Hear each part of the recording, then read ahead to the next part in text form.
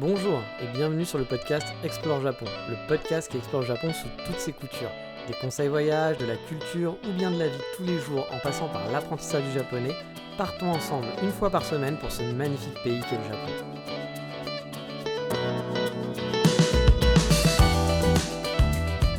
Bonjour à tous, j'espère que vous allez bien et que tout se passe bien pour vous. Cette semaine, on va let's go to the moon today. Eh bien oui, on va faire du shopping au Japon. Je vais vous parler un peu des boutiques que j'aime bien, des trucs que je vous conseille à faire, à tester, ou d'aller tout simplement pour vous faire, vous aussi, faire partie de la grande famille du capitalisme, sport préféré des Japonais, parce que ce qu'ils adorent faire, c'est aller au shopping, en tout cas pour beaucoup de Japonais. Mais allez, avant toute chose, on va sortir son plus beau Minitel pimpé avec une carte graphique Radeon Nvidia GX 256 Ninja Turbo Dragon pour taper 3615 ma vie et découvrir les folles banalités de la vie japonaise de votre hôte, c'est-à-dire moi-même. Désolé, j'ai un peu la voix prise, alors je suis pas malade, mais j'ai un genre de chat dans la gorge, donc ça va être un petit peu désagréable de temps en temps pour vous. Mais sachez que vous avez évité aux travaux, parce qu'à côté de chez moi, il y a des travaux, et là ça vient de s'arrêter, donc vous avez de la chance, parce que j'attendais un petit peu, mais j'étais parti pour faire ce podcast pendant les travaux, ce qui n'aurait pas été hyper funky pour vous. Mais justement, en parlant de funky, commençons par du fun, de l'entertainment, de la rigolade, plein les poumons, on va se marrer quand même, on va parler des impôts. Bah oui, c'est le dernier mois pour déclarer mes impôts en tant que freelance. L'année dernière, j'avais rien eu à faire, parce que la boîte pour laquelle je travaille, la boîte japonaise, s'était occupée des impôts pour moi, puis c'est prélevé à la source, etc. Donc vous avez juste un récap, puis de toute façon je comprends rien. Donc voilà, je sais juste que dans le récap, je devais payer un peu plus ou un peu moins. À chaque fois, j'ai dû payer un peu moins, donc genre une compensation parce que j'avais trop payé pendant l'année. Donc voilà, là c'était tranquille. Mais ça c'était l'année dernière, parce que cette année, je dois remplir en plus ma déclaration de freelance. Donc là, côté boîte, côté salarié, j'ai rien à faire. Mais en tant que freelance, c'est moi qui dois remplir mes impôts. Et là, c'est pour environ 1000 euros de chiffre d'affaires. Waouh, ouais, ça dépote, hein. On est riche sur Export Japon. Bon, c'est un truc que je fais à côté, hein, c'est pour mes activités de guide. Enfin, pas de guide, parce que vous savez que je suis pas guide, mais d'accompagnateur, ou plutôt d'accueil, parce que c'est de l'accueil plus qu'autre chose. Mais voilà, j'ai un petit chiffre d'affaires de 1000 euros, mais je dois le faire quand même, hein, je dois quand même le déclarer, et c'est là que mes angoisses reviennent, parce qu'il va falloir que je déclare tout ça. Bon, là je dois vous avouer, quand j'ai écrit ce podcast il y a quelques semaines, je n'avais pas encore commencé. Aujourd'hui j'ai fini, voilà, j'ai fini aujourd'hui, et je vais vous faire un petit épisode spécial freelance. Ça va pas vous parler que de la rigolade des impôts, parce que franchement il y a eu des gros moments de rigolade. L'internet au Japon, hein, vous connaissez ma passion pour les sites internet et les applications japonaises, et je peux vous dire qu'avec les impôts on est servi, mais des trucs vraiment très drôles. Mais bon, voilà, là c'est a priori, ça devait pas être trop super compliqué, mais comme toujours, moi j'aime bien savoir ce que je fais, et je sais par avance, voilà, quand j'avais écrit ce podcast, je savais que ça allait me prendre du temps, et effectivement ça m'a pris du temps pour la compréhension, mais aussi juste parce que des bugs, voilà, surtout bugs. Car en plus, vous l'avez compris, en fait, moi ma particularité c'est que je suis salarié en plus d'être freelance. Donc il a fallu que je regarde comment on doit déclarer ses revenus en tant que salarié sur ma déclaration de freelance. Et puis je voulais pas faire d'impair, parce que j'ai pas envie, ni les moyens, hein, de payer 2 fois mes impôts, parce que les mecs auraient pas compris, puis considéraient que j'ai pas payé d'impôts en tant que salarié, alors que ça, je suis à jour, j'ai payé tout ce qu'il fallait. Bref, j'ai bien kiffé, ça m'a pris quelques temps, ça m'a pris quelques après-midi de check, de vérification, etc. Il y a quand même des bons côtés, il y a des choses qui marchent bien, mais je vous parlerai, le prochain épisode, je pense qu'on fera un épisode freelance, comment ouvrir son freelance au Japon, ce sera vraiment un guide personnel, hein, ça sera pas pour tout le monde, mais je vous donnerai un peu comment ça a marché pour moi, comme d'habitude, qu'est-ce que j'ai dû faire, les options que j'ai choisies, puis là surtout les impôts, parce que finalement après c'est principalement ça pour du freelancing qui est plus compliqué, parce que le reste c'est un peu comme partout dans le monde si vous êtes déjà freelance, hein, ça marche un peu de la même façon. Et donc voilà, j'ai fini ça. Donc prochain épisode dans 2 semaines, je pense, ça sera un épisode spécial administratif freelance. On va bien se marrer, mais qui sera aussi pratique, hein, si un jour vous venez ici et que vous voulez faire du freelance. Vous savez aussi, hein, ma copine ne travaille pas, donc je suis toujours en mode les économies. Voilà, il faut faire des économies, mais c'est pas pour tout de suite. Voilà. Et pourtant, j'ai des envies de dépenses qui poussent, parce que oui, je suis au pays du capitalisme et franchement, j'ai bien choisi mon pays parce que moi j'adore dépenser mon argent aussi. Et je dois avouer que je regarde de plus en plus du côté des vélos. Bon, vous vous dites, ouais, achète-toi un vélo, quoi. Un vélo d'occasion pas cher, qui coûte rien, c'est tranquille. Oui, mais moi, vous le savez, je suis un peu un poulet de luxe, voilà, ou une poule de luxe, mais bon, je suis un garçon, donc on va dire un poulet de luxe. j'ai des vues sur des vélos dits de hipster. J'ai vu une marque par exemple qui fait des vélos custom sur Yokohama, qui sont bien beaux vraiment, et c'est des vélos totalement custom. C'est pas qu'ils vont choisir des pièces à droite à gauche puis qu'ils vous créent le vélo, c'est qu'ils sont, je pense, fabricants, ou en tout cas ils ont sélectionné des pièces, et du coup bah, vous pouvez faire un vélo vraiment custo avec les couleurs que vous voulez, mais qui coûte un bras, voilà. Enfin, un bras. Ça va encore, hein. Il y a des vélos pour les passionnés de vélo qui connaissent. Un bon vélo, un vélo un peu de course, un peu de compète, etc. Ça peut être 5000, 7000 euros, voire plus, hein. Là, celui-là, il va tourner plus, je pense, dans les 1500, 2000 euros, suivant ce que j'ai évalué. Ce qui est beaucoup. Pour un mec qui est censé faire des économies, sortir 2000 euros, voilà, c'est pas raisonnable, hein. C'est pas le moment vraiment d'investir pour moi, sachant qu'en ce moment, comme je vous le dis, bah, même faire des économies, c'est compliqué. Il va falloir attendre que tout aille mieux. Mais bon, le petit truc que j'ai vu, c'est qu'on pouvait payer à crédit sans pourcentage, c'est-à-dire c'est juste comment on appelle ça? Ouais, on paye en plusieurs fois, mais il y a pas un pourcentage similaire. C'est-à-dire qu'à la fin, vous n'allez pas payer votre vélo plus cher, mais c'est juste qu'on peut le payer sur 3 ans. Donc je me dis, bon, normalement, je fais pas de crédit, j'aime pas ça, j'aime pas faire des crédits. Il y a des gens parfois qui n'ont pas le choix, mais moi j'ai toujours eu le choix de pas faire de crédit, et puis toujours préféré attendre. Je vais pas faire un crédit pour acheter une télé, par exemple, etc. Mais je préfère attendre d'avoir l'argent puis l'acheter. Mais là, j'avoue que je vais peut-être céder au crédit pour la première fois de ma vie et puis payer en plusieurs fois, sur 2 ans ou j'en sais rien, mon vélo. Et puis, oui, c'est pas tout, parce qu'il y a aussi la marque japonaise Fuji, qui est la marque de mon appareil photo, j'adore les Fuji, qui va sortir son nouveau Fuji X100 V6, qui va sortir aujourd'hui en plus, hein. Je crois que là, j'enregistre le podcast, on est le 20 février, donc ils vont l'annoncer aujourd'hui. Alors j'avais déjà acheté un XT5 il y a un peu plus d'un an maintenant, donc techniquement, j'ai pas vraiment besoin d'un nouveau matériel photo, mais celui-ci me fait vraiment envie dans le sens où c'est un appareil de tous les jours. Le XT5 est vraiment cool, mais c'est un peu un appareil photo qui est encombrant à prendre. C'est pas un gros appareil photo, mais il est quand même assez gros, et dans sa poche, ça rentre pas, dans un sac, ça prend de la place. Donc le prendre avec soi pour les sorties normales, que ce soit les week-end shopping par exemple avec ma copine, ou bah, trimballer un appareil photo, sachant que tu sais que tu vas faire peut-être 2 3 photos dans la journée, ça vaut pas trop le coup. Ou bien voilà, quand je vais juste en balade, mais que je sais que j'ai pas spécialement envie d'avoir tout mon matos, ou quand je vais au café avec mon laptop par exemple, bah laptop plus etc.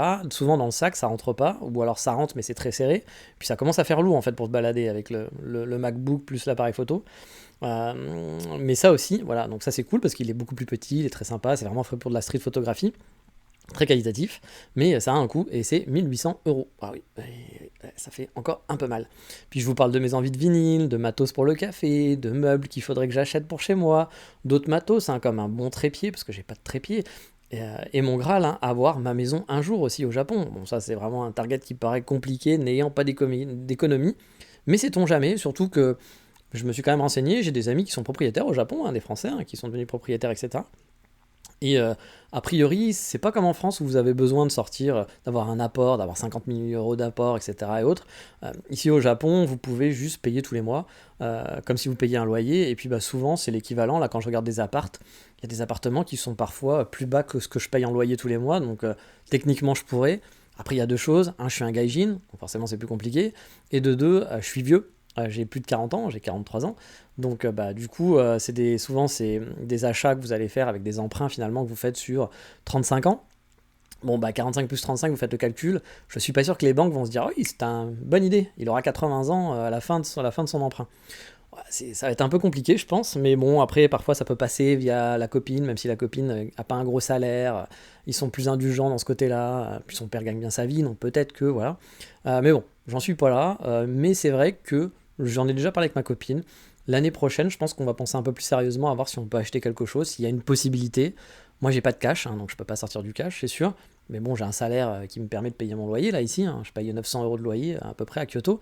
Alors, pour certains, vous allez dire 900 euros, c'est énorme, etc. J'ai qu'un 45 mètres carrés, mais quand on habite Paris, 900 euros, 45 mètres carrés, c'est le luxe, hein. Pour moi, à Paris, j'aurais jamais eu de 45 mètres carrés dans Paris intramuros. Je payais pas cher, j'avais un 30 mètres carrés ou 35 dans le 14e pour à peu près le même prix, mais c'était vraiment un très bon prix parce que quand je suis parti, ils ont augmenté le prix de 400 euros, je crois, de mon appartement, donc c'est pour vous dire. Je crois qu'il est passé à 1400 euros mon appart, donc 35 mètres carrés, donc ça reste un bon prix pour Kyoto, mais après, comme d'habitude, hein, vous pouvez, là par exemple, j'ai vu un appartement à acheter qui coûtait, je crois que c'est 7 man, ça doit être l'équivalent de quoi? Ça va être l'équivalent de 500. 500 euros peut-être. Ouais, 500 euros je dirais. Donc 500 euros pour un 85 mètres carrés en plein Wakayama, dans le centre de Wakayama. Bon, Wakayama ça reste une petite ville, hein, c'est pas une ville de ouf. Mais voilà, là c'est 500 euros, appartement tout neuf, immeuble tout neuf. C'est un appartement, c'est pas une maison. Mais vous achetez un appartement et vous payez 500 euros tous les mois. 500 euros tous les mois. Bon, bah moi j'ai rarement payé 500 euros pour un loyer, hein, je dois vous l'avouer. En habitant Paris, ça m'est jamais arrivé. Ça m'est arrivé de payer 500 euros pour vivre à Kyoto en coloc. Voilà. Mais pour avoir un chez soi finalement, parce que c'est pas de l'argent perdu, non, ça m'est pas arrivé. Donc voilà, je suis en train, je me dis l'année prochaine. Cette année, faisons les démarches. Je vais repasser peut-être en full freelance à un moment donné. Je vais être marié, etc. sûrement. Et l'année prochaine, bah, essayons de regarder pour voir s'il y a moyen d'acheter, qu'est-ce qu'on pourrait acheter, est-ce que c'est possible, est-ce que c'est pas possible, voilà. Peut-être que ça sera pas possible et qu'il faudra que je trouve une rentrée d'argent pour pouvoir acheter un peu plus en mode cash. Mais bon, je me poserai la question et puis ça fera des épisodes, je pense que ça vous intéressera sûrement. Bref, en ce moment, vous l'avez compris, j'ai des envies dépensières, mais il va vraiment falloir que je sois raisonnable tant que j'ai pas réussi à refaire monter un compte en banque. Et en parlant de ça, une piste pour ça, outre que ma copine reprenne un job, ce qui devrait... Elle m'a déjà dit qu'elle voulait reprendre travailler là au mois de mars, parce que je suis censé partir à Tokyo là, à l'ambassade, donc vous aurez encore des épisodes de Tokyo bientôt. Là, je vais rester une semaine pour aller à l'ambassade, puis j'en profite pour faire une petite semaine off. Je resterai moins longtemps que la dernière fois, mais je vais quand même un petit peu profiter de Tokyo, et je vais profiter aussi pour aller voir le vélo à Yokohama, hein, vous vous en doutez. Là, c'était un peu genre une perche tendue hein, quand on m'a dit... Ah oui, ça je ferai un épisode aussi tiens, dans le freelance pour vous parler de ça, je pense, de comment s'est passé l'ambassade aussi, parce que l'ambassade c'est totalement débile. Le fait de refaire ses papiers c'est quand même totalement débile, il y a plein de trucs totalement stupides. Mais bref, on en reparlera sûrement une autre fois. Mais donc voilà, là ma copine m'avait dit du coup qu'au mois de mars elle pourrait pas venir avec moi parce qu'elle va sûrement reprendre un job. J'ai regardé aussi du coup pour les appartements, parce que j'habite en plein centre de Kyoto comme je vous l'ai dit, dans un condo plutôt neuf, qui n'est pas une affaire, voilà, même si le prix il est pas non plus affolant, comme je vous l'ai dit, 900 euros, je suis en 45 mètres carrés, puis je suis vraiment dans le centre. On fait pas plus central que moi, hein. Je veux dire vraiment, vous faites le centre névralgique de Kyoto, c'est chez moi, voilà, je suis en plein dedans. Tout le monde vient chez moi, voilà. Les touristes sont là, non mais c'est vraiment le centre de Kyoto, vraiment je suis au croisement des 2 lignes de métro, enfin voilà, c'est à 2 minutes de chaque ligne, donc je suis vraiment en plein milieu. Et ma copse, donc mon amie Volatiana, qui a changé d'appart dans un quartier que j'aime bien, hein, je pense que je vous en ai déjà parlé dans le podcast, elle paye 200 euros de moins pour 20 mètres carrés de plus. Bon, pour avoir un peu regardé le marché, je pense qu'elle a trouvé quand même un bon plan au vu de l'état de son appartement, mais je commence à regarder doucement quand même, et sûrement, histoire de se décider à partir ou non à la fin de mon bail qui est fin mai.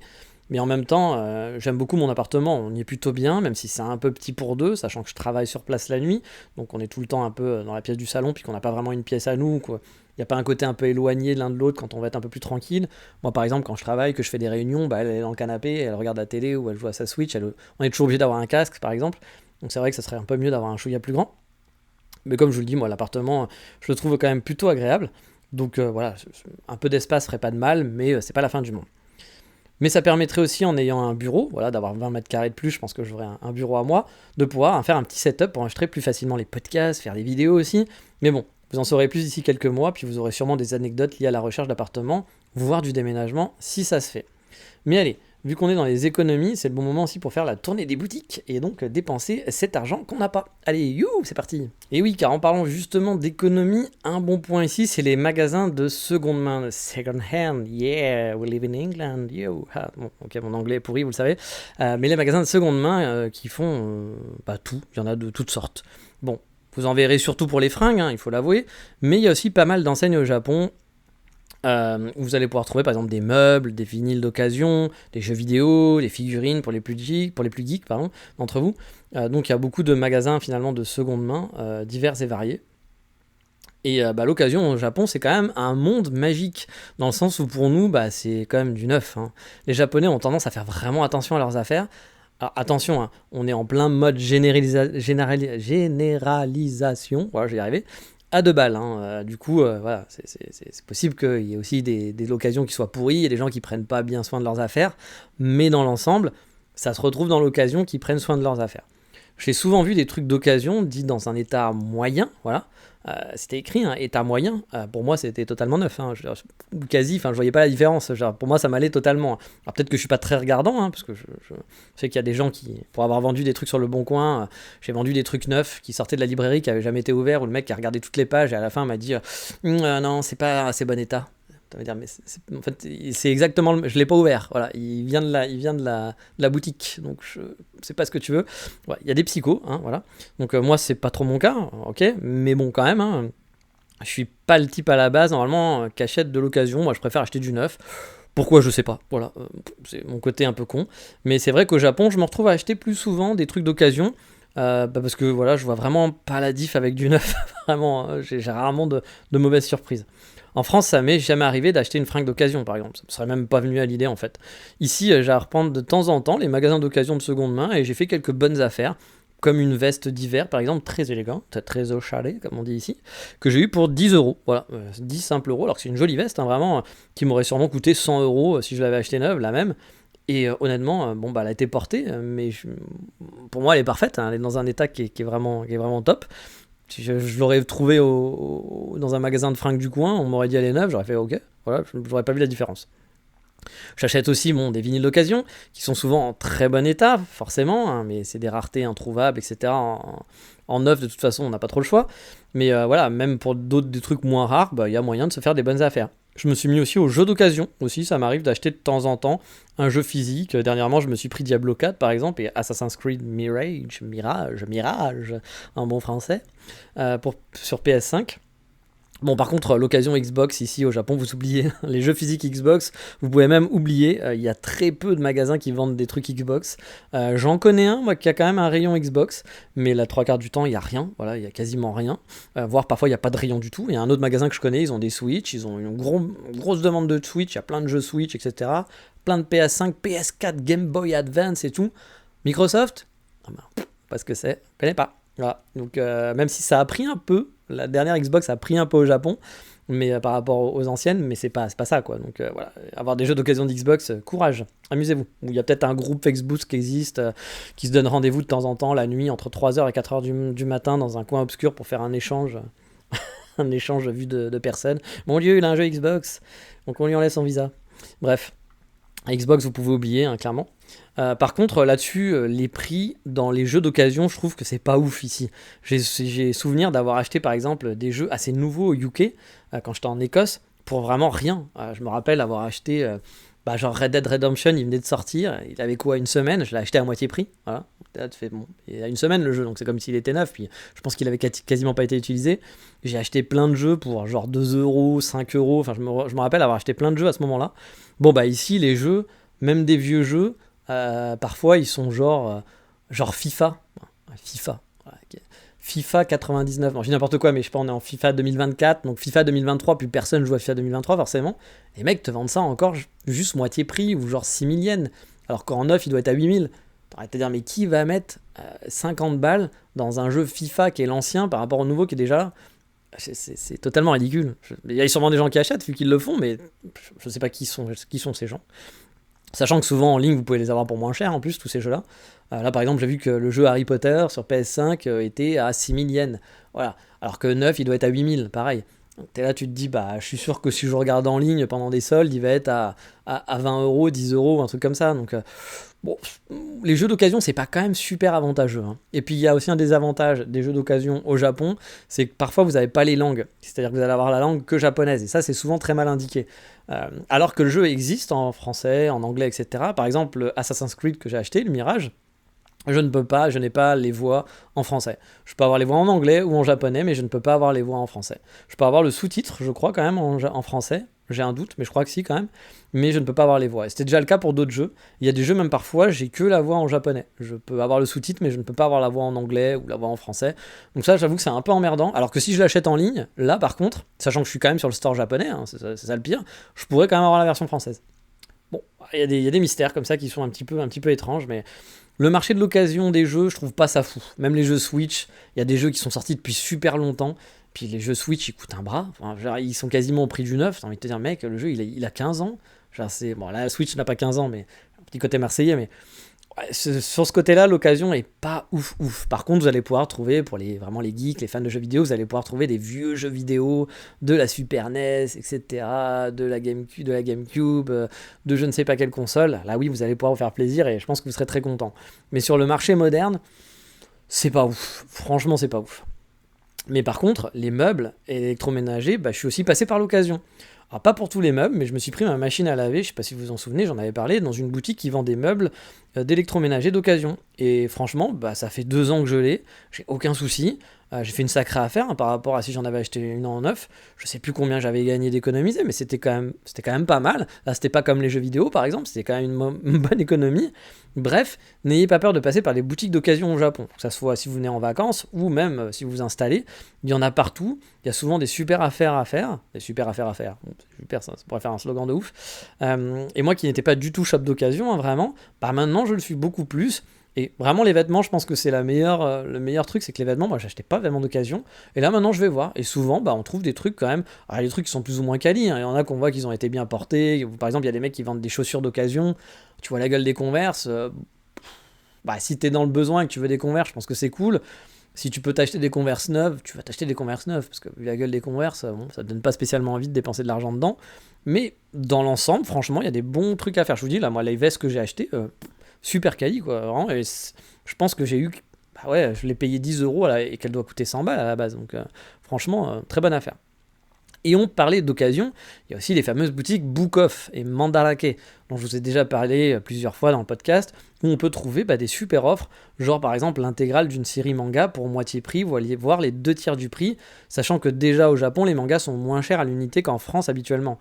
Un manga au Japon, si je dis pas de bêtises, ça doit être 400 yens, un truc comme ça, alors qu'un manga en France c'était 8 euros. Voilà, je fais même pas le parallèle yen-euro, mais c'est vrai que voilà, c'est quand même une bonne affaire le manga au Japon. Puis on peut trouver des tomes à 100 yens. Souvent, des tomes d'occasion sont dans ces prix-là. Donc vous prenez un tome d'un manga que vous achetez petit à petit. Alors bien sûr, vous allez peut-être pas toujours trouver celui que vous voulez, va manquer le tome qu'il vous faut. Mais si vous êtes patient, vous pouvez vous faire des collections de mangas pour pas cher, vraiment pas cher. Et ça, pareil, ça peut être alors ça prend de la place dans la valise quand il faut le ramener, mais vous pouvez l'envoyer. Et vous pouvez trouver des raretés. Vous pouvez trouver des vieux mangas de votre enfance qui vont vous coûter pas cher, etc. Franchement, c'est chouette. Là, par exemple, moi, pour l'instant, j'ai pas encore trop de place de me faire une bibliothèque. Justement, si je vais dans un 60 mètres carrés puis que j'ai ma pièce à moi, puis que je gagne un peu de plus d'argent aussi, hein, c'est aussi pareil. On va pas faire des économies en dépensant plein d'argent dans les mangas, même si ça coûte pas trop cher. Mais je pense qu'à un moment donné, je me ferai des collections. Je me suis déjà racheté l'intégrale de Oyasumi Pun Pun, qui est un de mes mangas préférés, mais je pense qu'un jour, je me reprendrai les vieux Saint Seiya que j'avais adoré quand j'étais petit. Je pense que je me les prendrai en version japonaise, même si je sais pas lire le japonais pour l'instant, pour le style. Je me prendrai les Dr. Slump et puis des nouveaux mangas aussi qui sont plutôt sympas. Bref, ça donne envie. Puis voilà, il y a un petit côté jeu aussi d'aller régulièrement au Mandarake et puis dire ah tiens, est-ce qu'ils ont le pack? Parce que souvent ils font des packs aussi. Hein. Donc là, vous allez pouvoir avoir l'intégrale avec un discount dessus. Puis plutôt de les acheter à l'unité, puis de les acheter petit à petit que ça va vous coûter cher. Si vous êtes patient, vous pouvez trouver un pack de votre manga préféré au bout d'un moment, puis l'avoir pour pas cher et repartir avec. Bon, c'est un peu lourd à prendre sous le bras, mais bon, c'est plutôt chouette. Bon, par contre, oui, il sera en japonais, hein, c'est sûr. Mais comme je vous le dis, moi, je refais ma collection quand même petit à petit, très très lentement. Et ça m'arrive, là, quand je vois des packs qui me tapent dans l'œil à bon prix, je saute dessus avec plaisir. Comme ça a été le cas avec Bonne Nuit Poun Poun que j'avais trouvé à Osaka. Heureusement, j'avais mon sac à dos, j'ai pu le mettre dedans. Normalement, je me balade rarement avec mon sac à dos, mais là, heureusement, je l'avais parce que l'intégrale de 13 tomes, c'est quand même un peu lourd à se balader après en ville. Mais voilà, le jour où j'aurai mon grand appartement, clairement, même les Dragon Ball, j'ai jamais été un fan de Dragon Ball Z, j'aimais bien, hein, mais moi je suis Team Saint Seiya, hein, voilà.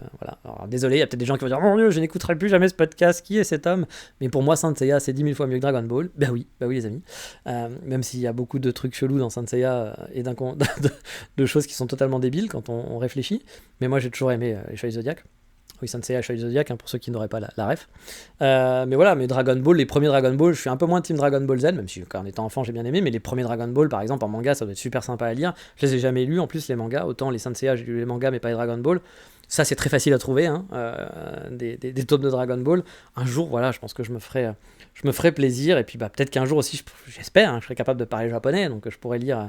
Enfin, parler, oui, si je parle, ça peut pas forcément dire que je sais lire, mais je serais capable de lire des mangas de façon easy. Et dans ce cas-là, ça sera la fête, et j'espère que d'ici là, j'aurai ma maison, et du coup, j'aurai de l'espace pour mettre tout ça dans une pièce, et d'arranger ça, parce que j'adore la déco, donc voilà. Je suis la Valérie Damido du Japon, donc j'espère pouvoir me faire un bel appartement, une belle maison, un de ces 4.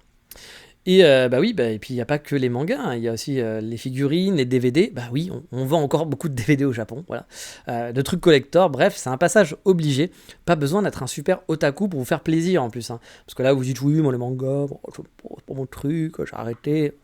pourquoi pas, moi c'est mon cas, hein. Par exemple les mangas je regarde plus d'animés ou très peu, donc bon, ouais, je suis un peu comme vous, mais ça fait quand même plaisir de revoir des vieux trucs que vous avez regardés étant enfant, des figurines, des machins, des trucs rigolos.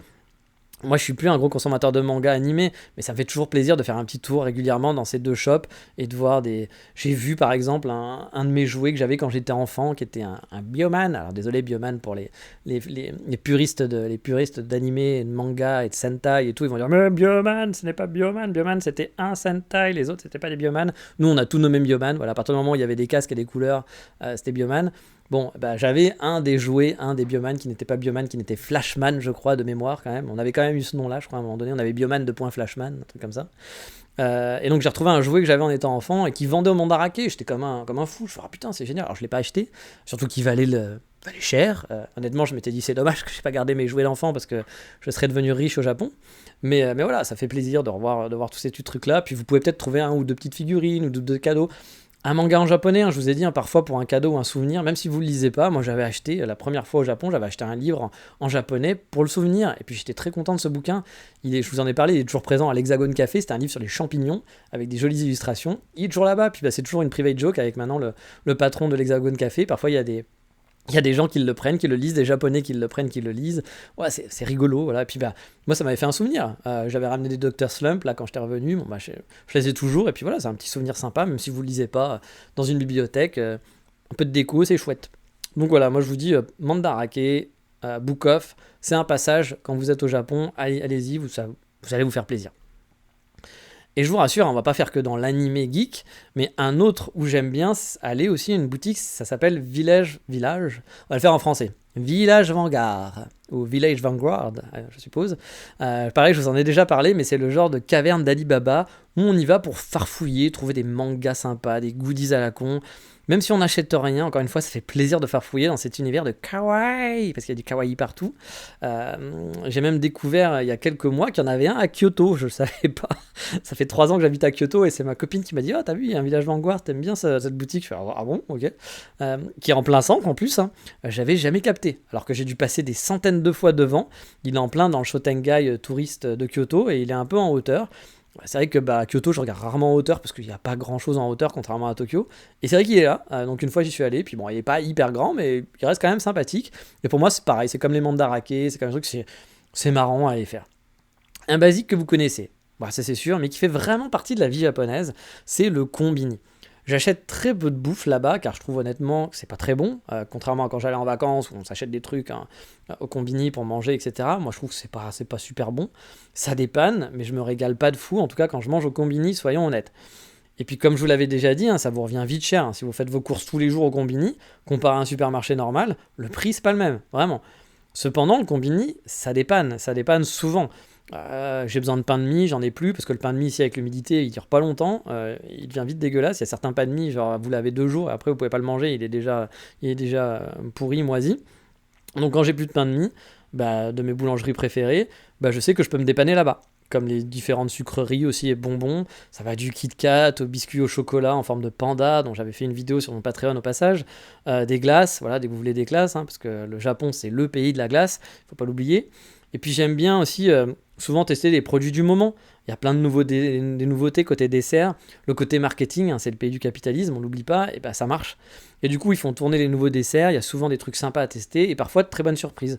Là, en ce moment, au Family Mart, qui est donc une marque de combini, pour ceux qui ne connaissent pas, il y a plusieurs marques de combini, mais les plus connues, c'est Lawson, Family Mart et 7-Eleven, qui doit être sûrement la plus connue.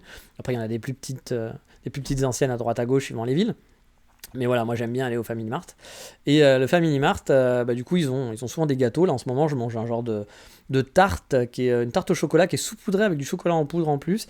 Et à l'intérieur, il y a de la crème pâtissière. Et franchement, c'est bon. Voilà. Vous savez, hein, je suis un grand amoureux de gâteaux. Puis je suis un peu snob hein, quand même sur les trucs. Par exemple, les gens qui me disent « Oh, je suis allé au McDonald's, c'est le meilleur burger. » J'ai envie de taper ce mec-là. Qu'est-ce que le McDonald's, c'est pas un meilleur burger, c'est un fast-food. Je peux comprendre que tu kiffes, mais quand tu compares avec un mec qui va te faire avec de la vraie viande, avec du vrai pain, un vrai burger, faut pas déconner, mec. Donc voilà, je suis un peu un nazi pour ce genre de truc. Mais j'avoue que les pâtisseries, parfois du 7-Eleven et de ces trucs-là, sont pas. Je vais pas vous dire que c'est le meilleur gâteau de ma vie, que comparé à une pâtisserie, c'est bon. Mais franchement, pour un truc acheté sur le pouce que tu peux acheter à 4h du mat, bah, ça fait vraiment bien le job, c'est cool. Donc voilà, moi, les combini, bah, c'est un classique, mais bah, tu te fais plaisir, voilà, tu te fais plaisir. Et je sais qu'un autre classique dans les combini, ça peut faire peur à certains d'entre vous pendant leur voyage, par exemple, parce qu'il va falloir le demander à la caisse. Vous allez au combini, bah, c'est un supermarché, donc vous prenez des trucs, vous les mettez dans votre panier, vous payez, puis vous avez peut-être pas forcément besoin de baragouiner, vous vous en sortez, pas besoin de parler, tout va bien. Mais celui-là, il n'y a pas moyen de juste donner ses produits et de payer et partir, car il faut le commander. Ce sont toute la gamme de bouffe qu'on voit directement en caisse. Ça va des karaagés aux nuggets de poulet, des frites, des nikuman, des saucisses, des American Dog, etc. Et je sais que certains d'entre vous n'oseront pas, mais franchement, essayez, puis c'est pas très grave, vous pouvez montrer avec le doigt et vous allez vous en sortir.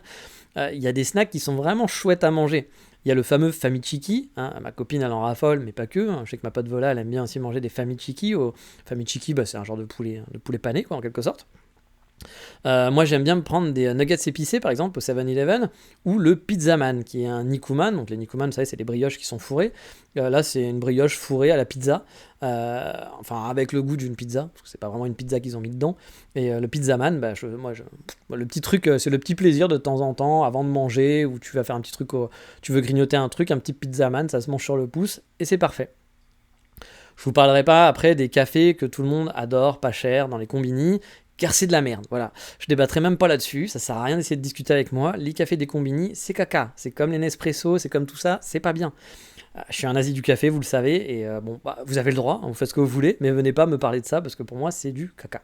Mais bref, le combini, ça reste un passage obligatoire, même pour ceux qui habitent ici, car il y a toujours un petit plaisir. Et puis surtout, si vous avez une envie ou un manque à 5h du mat, il n'y a que le combini qui peut vous sauver dignement la vie. Et moi, travaillant la nuit, ça m'arrive régulièrement d'aller au combini à 4h du mat, faire un break avant d'aller me coucher, ou de dire « Ah tiens, je mangerais bien un petit truc, il n'y a rien qui me tente, je vais aller au combini. » Voilà. Donc... Combini, je sais que c'est pas un truc révolutionnaire, mais ça reste quand même un classique à faire. Puis tester les trucs, parce qu'il y a plein de trucs rigolos, surtout pour nous étrangers, même moi qui habite au Japon maintenant. Il y a encore des trucs où parfois je me dis, mais qu'est-ce que c'est que ce truc-là? Voilà, donc que ce soit dans les boissons ou à manger, ça reste quand même sympa. Mais encore une fois, par contre, pour ceux qui s'installent, les étudiants qui viennent ou les PVT, ne basez pas votre life sur les combini. C'est hors de prix. Pour vous dire, là par exemple, j'ai acheté des Jagariko. Je sais pas comment dire ce qu'un Jagariko, c'est. Dans une boîte, c'est des genres de frites sèches, genre de patates, mais c'est pas des frites, quoi, vous voyez, c'est un genre de snack, c'est un snack salé. Et au combini, ça doit coûter 180 yens, un truc comme ça, dans ces eaux-là. Et là, dans un supermarché où je suis allé, où c'était moins cher, ça coûtait 80 yens, donc 100 yens de moins. Donc bon, 100 yens, c'est pas grand-chose, mais sur vos courses, toutes les semaines, vous allez voir la différence de prix. Hein. Et le combini, c'est souvent plus cher. Voilà, c'est pas non plus vous n'aurez pas 100 yens de prix à chaque fois, mais ça sera souvent plus cher. Bon, il y aura des petits bruits parce que ma copine est en train de revenir dans la pièce, mais ça ne doit pas être très dérangeant parce qu'elle fait attention. Même elle fait un peu trop attention, elle pourrait faire un petit peu plus de bruit, ça ne serait pas très grave. Et donc en parlant de classiques, je suis toujours surpris aussi quand je demande aux touristes s'ils sont allés dans un 100 yen shop. Parce que la plupart du temps, les gens n'y vont pas. Mais what the fuck, ma bonne Micheline, pourquoi? Le 100 yen shop, c'est la vie. Enfin vraiment, que ça soit en vacances ou même pour les habitants. En tant que vacancier, par exemple, vous allez découvrir un monde de petites conneries à ramener et à acheter pour les collègues, ou même vous extasier devant un truc à la con et vous dire putain, mais c'est super pratique en fait, ce truc-là, je devrais en avoir un. Moi, je vais régulièrement, par exemple, dans les 100 yen shop pour acheter des conneries de la vie de tous les jours. Là, par exemple, pour vous dire, j'ai acheté sur Amazon une barre flexible que j'ai mis au-dessus mon évier car je voulais pendre mon tapis de séchage, vous savez, où on met quand vous lavez votre vaisselle et puis que vous faites sécher la vaisselle dessus. J'en avais marre que mon tapis qui pendait au-dessus du plan de travail, du coup parfois c'est goûté dessus, ça faisait de l'eau, c'est pas cool. Donc je me suis pris une barre flexible que j'ai mis, et puis maintenant je peux pendre ça au-dessus de mon évier. Donc pratique, c'est cool. Mais du coup, il me manquait des crochets. Voilà, j'avais besoin de petits crochets pour mettre dessus. Je suis donc allé au 100 yen shop pour acheter des petits crochets. Il y en avait de toutes tailles, des petites, des moyens, des super longs. Bref, quand vous avez besoin d'une connerie, vous le trouvez là-bas. J'ai acheté mon aquarium dans un 100 yen shop, par exemple. La dernière fois, j'ai acheté des piles dans un 100 yen shop, parce que j'avais besoin de piles, pour, vous savez, des petites piles rondes, etc. J'ai acheté des boîtes, j'ai acheté des sacs poubelles, j'ai acheté... plein de petits trucs pratiques, même parfois des choses très précises. Vous vous dites, putain, où est-ce que je pourrais trouver ça? Va voir au 100 yen shop, c'est possible que tu vas le trouver. Et donc, voilà, il y a vraiment toutes sortes de conneries. Il y a des multiprises, des trucs pour la vaisselle, des trucs de rangement. J'ai acheté des aimants, par exemple, pour aimanter des photos sur ma porte d'entrée. On trouve quasi tout pour pas cher. Alors oui, c'est pas le top qualité allemande, hein, mais ça fait le job, surtout pour le prix. Parce que la plupart du temps, ce que vous allez payer vous coûte 100 yens. Moi, je sais que parfois, j'achète plein de conneries, puis à la fin, je me dis, putain, ça m'a coûté 10 balles, alors que j'ai acheté énormément de trucs, tu vois. Parce que j'ai acheté 10 trucs, voilà, 100 yens x 10, voilà, enfin, un peu plus même. Un peu plus que 10 trucs, j'ai acheté une quinzaine de trucs, et tu te dis, bon, bah, ça m'a coûté 10 balles. Bon, bah, c'est plutôt cool, quoi. Et parfois, bah voilà, c'est en traînant vraiment, on se dit ah ouais tiens, si j'avais ça à la maison, ça serait pratique, puis ça coûte que 100 yens. Bah ouais, let's go. Donc le 100 yen shop, ça devrait être déclaré quand même mission d'intérêt public au Japon, et on devrait même en avoir partout dans le monde. On en trouve plein partout en plus au Japon, hein, de différentes marques comme Daiso par exemple. Vous avez aussi la version un peu hipster, le bourgeois, parce que le bourgeois ne veut pas aller au 100 yen shop, donc il va au 300 yen shop. Voilà. Comme ça, il a l'impression d'être un petit peu plus riche que les autres, avec souvent un produit un peu plus au chalet, qui fait un peu plus qualitatif, où le design a été un chouïa plus travaillé, et qui coûte le triple donc du 100 yen shop, le 100 yen shop du bourgeois. Sachant qu'encore une fois, je vous le dis, attention au 100 yen shop, tout n'est pas à 100 yens. Parfois, vous avez des choses qui coûtent plus cher, mais dans ce cas-là, le prix est indiqué. Si le prix n'est pas indiqué, c'est que c'est 100 yens. Si vous avez un prix qui est indiqué, c'est que ça coûte un peu plus cher. Après, vous aurez rarement des trucs qui vont vous coûter 20 euros dans un 100 yen shop. Hein. Ça m'étonnerait. Sauf si vous achetez tout le magasin, peut-être. Je ne sais pas. Mais vu qu'on est dans le pratique, il y a aussi Nitori, qui est l'équivalent d'IKEA. Alors ne vous détrompez pas, hein, Ikea existe au Japon, c'est pareil que chez nous, et les Japonais ils kiffent aussi. Mais Nitori a souvent l'avantage d'avoir plus de petits shops. Vous connaissez le fameux Ikea qui fait la taille de 5 terrains de foot en banlieue d'une grosse ville où il faut prendre une voiture, c'est limite si c'est pas une expédition. Bon bah Nitori, ils ont aussi ça parfois, mais ils ont aussi des boutiques plus petites avec l'essentiel. Sur Kyoto par exemple, on n'a pas d'Ikea, il faut aller à l'autre bout d'Osaka ou de Kobe, ce qui est un peu chiant car c'est vraiment une sortie Ikea. Par contre, Nitori sur Kyoto, j'en connais 4-5 je crois, dont 2 qui sont super centrales. Je pense qu'il y a beaucoup plus, il y en a beaucoup plus que 4-5, hein, et certains sont assez grands à mon avis, même dont je ne suis pas allé, pour avoir vraiment des meubles, etc. Mais là, dans ceux-là, c'est des petits Nitori, donc il y a moins de meubles, en tout cas de gros meubles, et vous trouverez plus dans ces petites boutiques des trucs pratiques, genre la vaisselle, les rideaux, un matelas, des oreillers, des rangements, des luminaires, une radio, tout ce que vous doutez qu'il n'y aura pas... il n'y aura pas des canapés lits, etc. dans ce genre de magasin. Mais dans les grandes Nitori, en tout cas, et en ligne, vous pouvez aussi trouver ça. Bon, après, moi, je dois avouer, je suis beaucoup plus Team Ikea que Nitori à choisir. Je suis pas très fan du design de Nitori, que je trouve très simpliste et pas très beau, voilà, mais qui est un peu dans l'idée japonais, parfois, enfin, l'idée lambda japonais, d'avoir des trucs très simples. C'est pas très coloré, c'est très basique, voilà, au niveau du design. Mais ça m'arrive quand même de temps en temps d'y aller pour des petits trucs pratiques, comme des coussins ou autres. Il y a aussi d'autres marques de meubles au Japon, un peu comme Ikea, mais j'ai oublié le nom. Voilà. Donc si vous le voulez, je pourrais vous le retrouver. Mais il y a Tokyo Interior, je crois, des choses comme ça. Puis il y a 2-3 grosses boutiques, 2-3 grosses marques qui sont des Ikea-like. Et il y en a un aussi qui est considéré comme un peu fashion, comparé à Nitori, comme je l'ai dit, qui n'est pas très fashionable, que j'ai consulté en ligne, mais j'ai pas été super séduit non plus. Par les propositions, il y avait du choix, etc. Mais j'avoue, les Ikea, je trouvais ça plus sympa dans un terme qualité-prix similaire. Voilà, le Tokyo Interiors dont je vous parlais, par exemple, il est juste en face d'Ikea Osaka. Alors, j'ai jamais encore osé essayer, parce que du coup, quand tu vas à Ikea, souvent tu passes des heures dans le labyrinthe Ikea. Donc, il faut être motivé pour aller voir le frère jumeau diabolique qui est juste en face. Là, c'est limite, tu te fais ta journée complète entre Ikea et Tokyo Interiors. Donc, bon, j'ai pas eu encore cette motivation-là. Dans les grands classiques, pour le côté fourre-tout, déco, gadget, il y a le choc des titans, voilà, entre Loft et Tokyo Hands. Alors, je vais souvent là-bas aussi, faire des courses dès que j'ai besoin de conneries, voilà. Genre mes filtres à café, je vais les acheter à Tokyo Hands. Quand vous voulez des trucs à un chouïa mieux, peut-être que le 100 yen shop parfois. Il est juste à côté de chez moi aussi, le Tokyo Hands, donc c'est aussi pour ça que j'y vais. Mais vous pouvez trouver beaucoup de trucs, ça va des produits pour se laver, voilà, donc maquillage, etc. Des ustensiles de vaisselle, des gadgets de déco en tout genre, des produits pour faire le café, des trucs do it yourself, ce qui peut être pratique aussi parfois quand vous avez besoin de conneries pour réparer quelque chose chez vous. Moi par exemple, pour vous donner un cas concret, j'ai acheté un bureau qui monte et qui descend. Oui, c'est l'appellation officielle de ces bureaux-là. Je sais qu'il y a un autre nom, mais moi j'appelle ça un bureau qui monte et qui descend. Pas très marketing, j'avoue. Et j'ai acheté un écran avec un bras télescopique. Le problème, c'est que derrière mon bureau, là où je voulais fixer le bras, il y a une genre de barre qui soutient du coup le bureau, où je pouvais fixer mon bras, mais qui faisait, on va dire, un tiers de la fixation de mon bras. Donc c'est pas très safe. Mon bras allait être un peu ballant. Je suis donc allé voir à Tokyo Hands et j'ai trouvé un genre de matériau mou, mais pile poil à la bonne taille, enfin mou mais pas trop mou, genre juste ce qu'il faut, que j'ai pu coller à mon bureau contre l'excroissance du bureau, et du coup mon bras j'ai pu le fixer facilement, et ça j'ai trouvé ça à Loft, alors qu'au départ j'étais là en train de me dire putain où je vais trouver ça, il faudrait que je trouve un magasin de bricolage, etc. Et finalement dans la partie do it yourself de Loft, Enfin, de Tokyo Hands, c'était à Tokyo Hands. J'ai pu trouver ce truc-là, pile poil la bonne taille, c'était pratique. Love, c'est pareil, hein, vous allez moins trouver peut-être de do-it-yourself, mais il y a plein de gadgets, de produits d'entretien de la maison, maquillage, pour jeunes filles prépubères qui souhaitent rester kawaii, des ustensiles de cuisine, des figurines mignonnes, des trucs kawaii, encore une fois, à foison, des cartes postales, des cartes d'anniversaire ou de fête de je ne sais pas quoi, de la papeterie, bref. Dès que j'ai des achats à faire à la con, souvent je file au loft, parce que je sais que je trouverai sûrement quelque chose ou une idée cadeau débile. Et vu qu'on est dans la catégorie des malls, finalement, j'ai 2 autres astuces à te donner. Toi, le jeune qui écoute le podcast et qui est attentif aux moindres conseils pratiques, oui. Pour rigoler déjà, un premier truc à faire, c'est va dans les malls, surtout dans les gros malls, vous savez, les grandes tours, et va dans les étages de boutiques pour fringues de filles. Car non, c'est pas pour être pervers, hein, ou pas pour draguer des Megumi, c'est juste que tu trouveras les plus beaux framponnés de la galaxie avec des noms de boutiques en français qui ne veulent strictement rien dire. Même si tu t'en fous des boutiques de prêt-à-porter féminin, je t'assure que ça vaut le détour pour la rigolade de marcher quelques minutes à travers toutes ces enseignes avec des noms totalement débilos. De deux, vu que tu auras beaucoup rigolé, hein, tu auras envie de faire un petit pipi.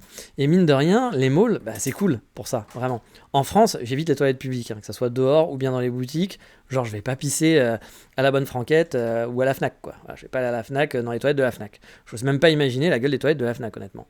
Au Japon, quand je me balade en ville, ouais, bon, fallait que je chante un petit peu dans ce podcast, et que j'ai super envie de pisser, je check le grand magasin qui est le plus près pour aller, comme diraient les nuls, chez le voisin. Bah ouais. Pour que les toilettes sentent toujours la violette. Donc, si vous n'avez pas la ref, désolé pour vous, il faut regarder les pubs des nuls. Non mais plus sérieusement, il m'est arrivé plein de fois de me balader en ville, chercher un loft, pas un loft, une maison, un magasin loft, un Tokyo Hands, ou un mall quelconque, un mall, je cherchais un mall dans les toilettes, là ça va, on va passer dans un autre type de podcast je pense, non, un mall, juste pour aller pisser gratuitement, car... les toilettes dans les malls sont toujours super propres, ça sent bon la violette, hein, ou un autre parfum, ceux qui choisissent. Et du coup, pour faire pipi ici, j'ai aucun problème d'aller dans des toilettes soit publiques, hein, je vous parlais des toilettes publiques, alors c'est vrai que c'est pas des toilettes publiques parce que c'est des toilettes de magasin, puis parfois en centre-ville, il n'y a pas vraiment de toilettes publiques, mais pour les magasins, vous pouvez y aller sans problème, puis bon, les toilettes publiques aussi dans les parcs, c'est très propre. Bref, faire pipi dans les malls, c'est une bonne astuce, après avoir bien rigolé en ayant vu des bons noms de framponnets. On parlait justement des boutiques de fringues. Autre type qui arrive parfois, vous le verrez et vous le comprendrez assez facilement, mais parfois, non, pas un tips, pardon, une astuce pour les francophones, parce que je suis trilingue maintenant, la grande blague. Bref, quand vous allez dans les magasins, une astuce, enfin une astuce, pas une astuce, mais c'est à savoir, dans les cabines d'essayage, avant de rentrer dans la cabine, on doit parfois enlever ses chaussures.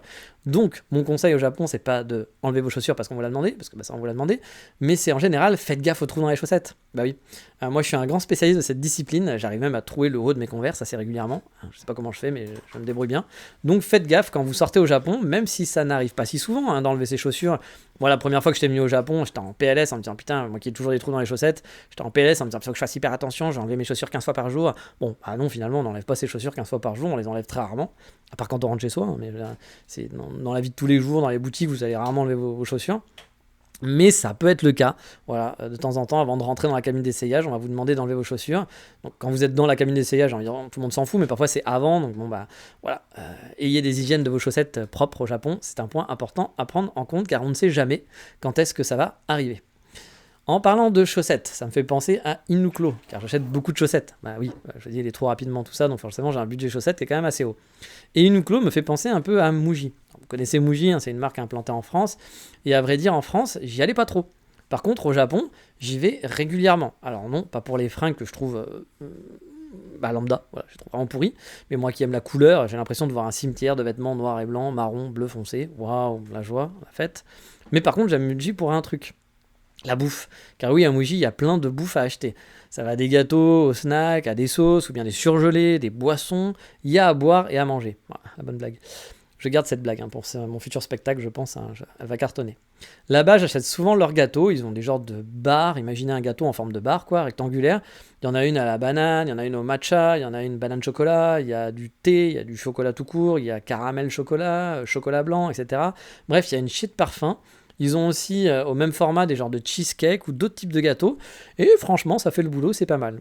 Ils ont aussi des bonbons ou des chocolats de saison. Genre là pour Noël, il y avait des truffes, il y avait des gaufres, des madeleines. Il y a plein de choix et certains, franchement, sont pas mal. Ce sont des bons gâteaux à ramener à la maison. Ça nous arrive même parfois d'acheter des plats préparés, genre du riz curry avec je ne sais quoi, des hamburgers en mode viande, hein, pas pain et viande. Vous savez, le burger c'est pain et viande au Japon, mais hamburger c'est juste viande. Ne vous faites pas avoir si vous allez au restaurant. J'ai aucune idée si en France ils font ça aussi, à Muji, mais franchement ça me fait plaisir d'y aller et ça fait encore plus plaisir à ma copine qui adore le gâteau Choco Banana. Elle repart souvent avec du stock pour le mois. Pour finir, je vous donnerai aussi un dernier conseil shopping, explorer, vraiment. Au Japon, il faut explorer. C'est pas comme chez nous. Les boutiques sont au rez-de-chaussée et point barre. Bien sûr, si vous allez dans un mall à Omeda, vous allez avoir un mall rempli de magasins comme chez nous. Il n'y a pas de nouveauté. Mais les petites boutiques sont souvent planquées, peuvent se retrouver au 13e étage d'un immeuble qui ressemble à un immeuble d'habitation, perdu au milieu d'un parking ou d'une ruelle, où on penserait jamais trouver une boutique. Je vous l'ai déjà dit plusieurs fois ça, mais il faut vraiment faire attention parce qu'il y a plein de boutiques qu'on passe à côté. Moi, je vous l'ai dit, le village Vanguard, il n'est pas planqué 1%. Alors, c'est juste que j'ai pas fait attention, honnêtement. Mais parce qu'il est au second étage. Et que moi, à Kyoto, je regarde pas trop les seconds étages. C'est le premier étage, si vous voulez, pour nous. Mais ici, le premier étage, c'est le rez-de-chaussée. Donc voilà, moi j'avoue qu'à Kyoto, je fais pas trop attention parce qu'il n'y a pas trop. Il y en a un petit peu, mais pas tant que ça. Mais à Tokyo ou dans d'autres villes, dans d'autres grosses villes, faut explorer. Il faut aller dans des immeubles tout pourris parce que à un étage élevé, vous allez avoir plein de boutiques. Il faut vraiment faire attention. Mais bref, moi, là, c'était pour vous faire un petit résumé de ce que j'achète habituellement au Japon. Alors, c'est vraiment les achats, les courses habituelles, hein, les petits trucs où j'aime bien aller de temps en temps. Je pense que je vous ferai un épisode aussi sur ce que j'aime manger spécifiquement. Euh, Peut-être en plat, mais peut-être en snack aussi, vous faire découvrir les snacks que j'aime bien, parce qu'il y a plein de snacks ici, il y a plein de trucs cool à manger. Il y a des plats sûrement que vous connaissez habituellement, mais il y a des petits snacks aussi. Je pense qu'il y a des petites choses que vous pourrez découvrir, même si je suis pas le plus grand conseil culinaire du Japon, hein, parce que moi les restos, j'en fais pas tant que ça. Je suis très bon pour les cafés, mais les restos, j'ai pas beaucoup de bonnes adresses, parce que j'ai pas trop le temps, puis il faut avoir le budget resto et café, hein, j'ai fait mon choix. Mais j'essaierai de vous faire un petit, tous les snacks que j'achète, tous les petits trucs rigolos, parce qu'ici, c'est le pays du snack aussi, hein. Il y a moins de choix que nous pour les gâteaux, ça c'est sûr, les rayons gâteaux dans les supermarchés sont beaucoup plus fournis, mais souvent ici, il va y avoir beaucoup de côté kawaii et rigolo, voilà. Par exemple, un de mes gâteaux préférés, j'en avais fait une vidéo sur le Patreon, c'est les Saku Panda, je crois.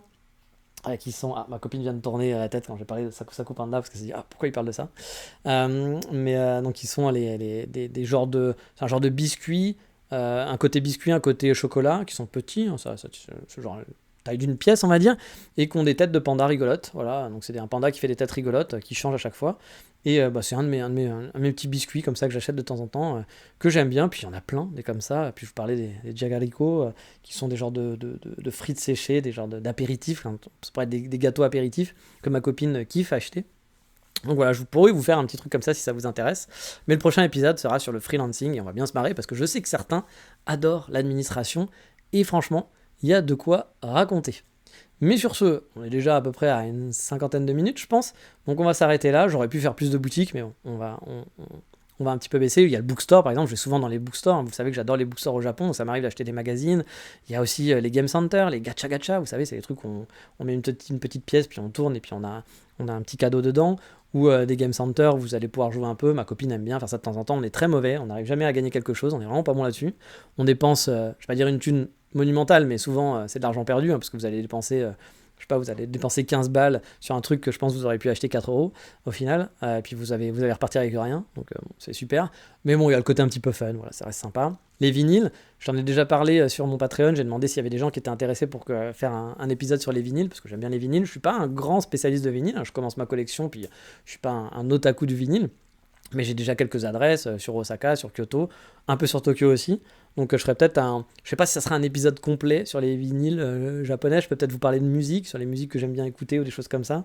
Parce que les vinyles, bon, je vais vous donner une liste de boutiques, mais je vais pas vous dire cette boutique elle est bien parce qu'il y a tel truc. Enfin voilà, je suis pas assez spécialiste. Mais je pourrais vous donner quelques adresses comme ça, de faire un vinyle shop tour, comme je fais les coffee shop tours, mais en plus réduit, avec des bonnes adresses à Kyoto, Osaka et Tokyo, les seuls que je connais. Puis je pense que je mixerai ça avec un peu de musique au Japon, peut-être que je trouverai une autre thématique, donc ce sera un épisode qui s'en vient. Et puis faudra faire un épisode balade, parce que ça fait longtemps qu'on n'a pas fait de balade ensemble. Mais sur ce, il est temps de se dire au revoir pour cette semaine. Je vais vous dire donc, passez un bon mois de février qui est en train de se terminer, et puis bientôt les Sakura qui vont arriver. Moi je serai en plein Tokyo à ce moment-là, je vous en parlerai dans le prochain podcast, ça, mon petit passage en Tokyo, car oui, je serai à Tokyo mi-mars, fin mars plutôt. Ouais, mi-mars, fin mars. Je crois que je pars le 15 mars et je reste une semaine jusqu'au 25. Donc je serai avec la horde de touristes. J'ai déjà pris un nouveau capsule hôtel, donc je teste un nouveau capsule hôtel. Et j'ai déjà des balades de prévues, j'ai des cafés de prévus, je vais sûrement aller voir la boutique de vélo et je pense que je vous en parlerai parce que c'est un concept qui est vraiment sympa, ils fabriquent le vélo avec vous, c'est-à-dire qu'ils vous font les tests de cadre, de roues, etc. Ils ont tout en boutique et pendant une demi-heure, une heure, vous restez avec eux et ils ont l'air très sympas, je les ai contactés, ils parlent pas anglais, mais ils m'ont dit de toute façon... j'ai beaucoup aimé la réponse parce que moi c'était pour pas les gêner parce que j'aurais dit que je parlais pas japonais, que je pouvais faire ça en ligne parce qu'ils font ça aussi en ligne, genre on fait une vidéoconférence pour tester à construire le vélo ensemble. Et j'ai dit ma copine pourrait traduire, etc. en ligne, mais vu que je vais passer à Tokyo, bah, ce serait plus sympa que je passe, mais par contre je parle pas japonais. Et j'ai dit est-ce que ça pose un problème ou est-ce que vous parlez anglais? Ils m'ont dit on parle pas anglais, mais avec les applications de traduction, plus les gestes et la bonne humeur, on devrait passer un bon moment. J'ai bien aimé, ils sont vraiment très cool. Ils ont plus de 300 reviews, je crois, sur Google, et ils ont 5, avec que des gens qui donnent des super reviews en disant que justement, ils sont très gentils, qu'ils sont très à l'écoute, que faire son vélo custom, c'est vraiment drôle. Bon, par contre, ça coûte un peu cher, je pense. Mais voilà, j'ai hâte de faire mon vélo custom et de dépenser beaucoup d'argent, chose que je devrais pas. C'est débile, mais allez, hop, on oublie. C'est quand même... il va me rester pendant quelques temps, a priori. Et puis voilà, j'ai d'autres trucs à vous raconter, mais ça, c'est pour dans 2 semaines, a priori, parce qu'on va encore garder un rythme toutes les 2 semaines pour l'instant. On passera peut-être à 1 semaine quand j'aurai un peu plus de temps. Sur ce, je vous dis comme d'habitude, ciao, bye bye, matane. 頑張るのが辛かったけど一番最悪な彼氏が考えてみたらずっと毎日頑張れる彼氏って好きじゃなかったんだけど一番人間はそう本当はそういう思いだそれ言われた突き抜くベースグラスにリップなびく髪どこで踏み外した熱いギター踊るワンピース悪口はもうやめた週末の雨に持て余した体また求めてるコンフォ不意に響いた電話に戸惑うから目を閉じるもう泣かないきらりきらり